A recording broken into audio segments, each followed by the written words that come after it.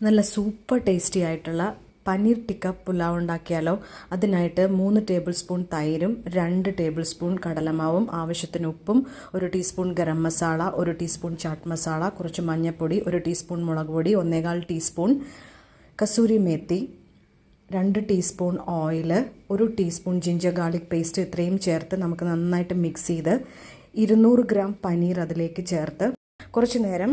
Marinate ആവാനായിട്ട് മാറ്റി വയ്ക്കാം. ആ സമയത്ത് ഒരു പ്രഷർ കുക്കറിൽ 2 ടേബിൾ സ്പൂൺ നെയ്യ്, കുറച്ച് സാജീരകം, വഴണയില, പട്ട, ഗ്രാമ്പു, ഏലക്ക, തക്കോലം ഇത്രയും ഇട്ട് പൊട്ടിയതിന് ശേഷം ഒരു വലിയ സവാളയും പച്ചമുളകും ചേർത്ത് ഒന്ന് വഴറ്റിയെടുക്കാം. 1/2 കപ്പ് ക്യാരറ്റ് ചോപ്പ് ചെയ്തത്, 1/4 cup green peas, ginger garlic paste, 1/2 cup basmati അരിയോ ജീരകശാല അരിയോ ചേർത്ത് 2.25 കപ്പ് വെള്ളവും ആവശ്യത്തിന് ഉപ്പും 1/2 നാരങ്ങയുടെ നീരും ചേർത്ത് നമുക്ക് ഒരു വിസിൽ വരുന്നത് വരെ